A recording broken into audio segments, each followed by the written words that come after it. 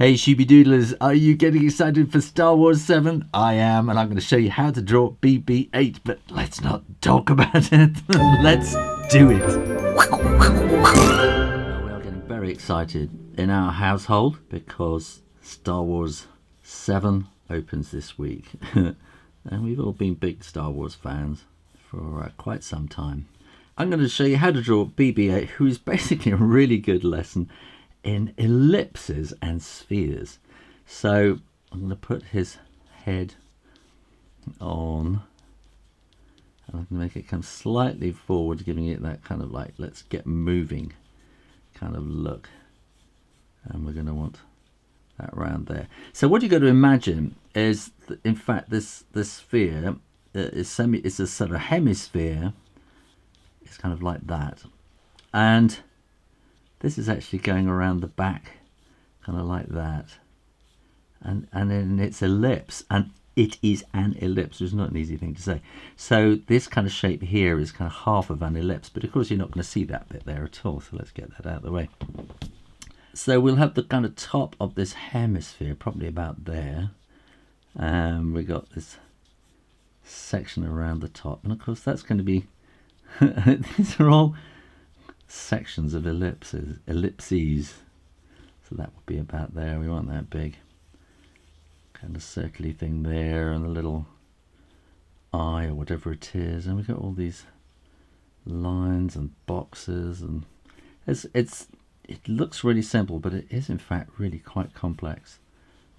So it's going to be something like that, and then all these circles on the body, they kind of look like circles, but in fact you're going to draw them as ellipses, and this is quite a big ellipse there, and we're going to want that to kind of cross into this one here, which is probably more kind of hidden on the back side on there, and then here we're going to want another one which is going to be round about like that, and we kind of got these lines that join them up like that, which kind of gives us an indication of what's happening. It's not easy, is it?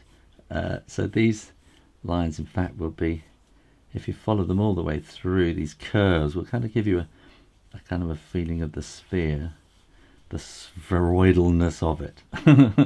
It's not an easy thing to say either.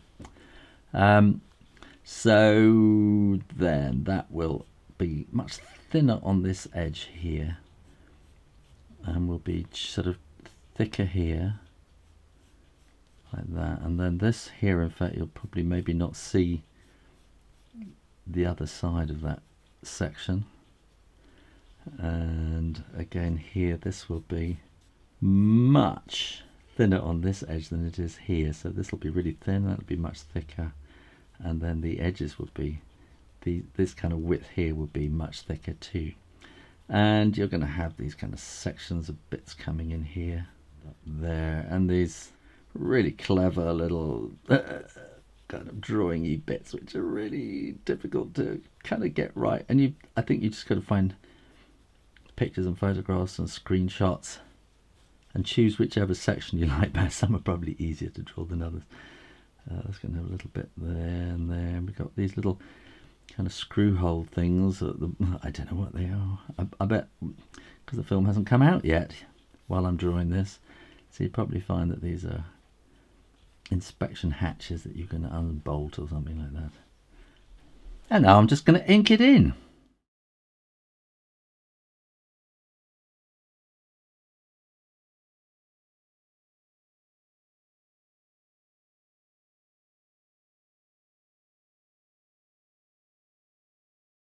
Now when you are absolutely sure that the ink is dry, you can erase all those pencil lines so nobody knew how you planned it out, and then we can kind of put some desert something or other in the background like that.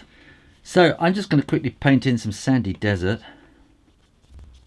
and then while it's wet I'm going to put in the shadow, and that's just going to be, I'm assuming that the sun is coming from this side, so I'm just adding a kind of little bit of dark brown and greyish to the mix, and I'm just going to let that fill that shape there. And then BB8 is, I don't know what you call, kind of quite clean kind of character. So I'm just kind of putting some grey in along this side because the sun is coming down there, and it's not, you kind of want to have wash it away from there, and so it's kind of bright here, and this is where the main darkness is, and just underneath here it should be quite bright.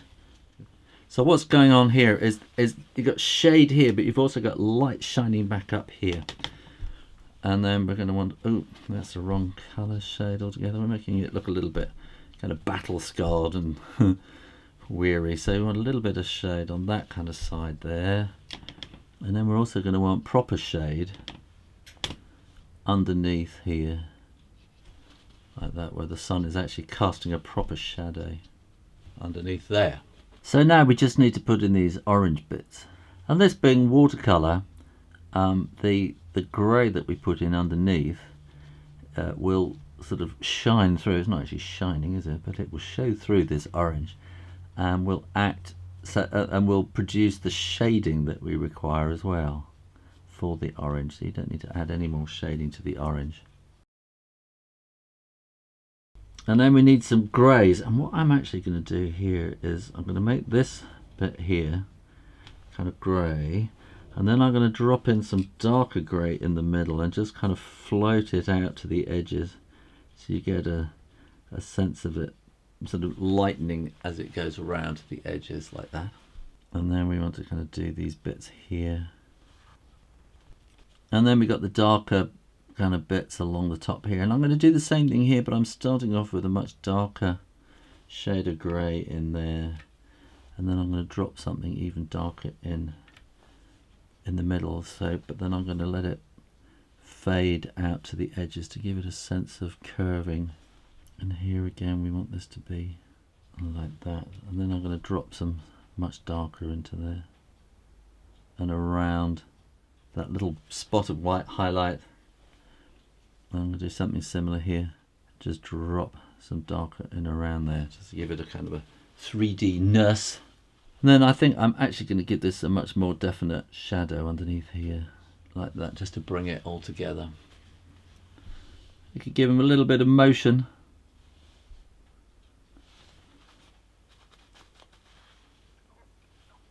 And in fact, there will be a little bit of shadow there and shadow there, which the sun will be putting in there. I'm just going to put a touch more of that in the middle there, and maybe a touch more underneath too. There. Well, I hope you enjoyed that, and if you did, why not go and learn how to draw R2-D2, or check out my other list of Star Wars drawing videos, or maybe even try the mystery drawing. Either way, make sure you click that logo and subscribe on YouTube for lots more drawing videos on the Shoo Rayner drawing channel. And it really, really does help if you do that, by the way. And in the meantime, as Darth Vader says, keep drawing, drawing, drawing, practice, practice, practice, and I'll see you next time. You take care now. Bye-bye.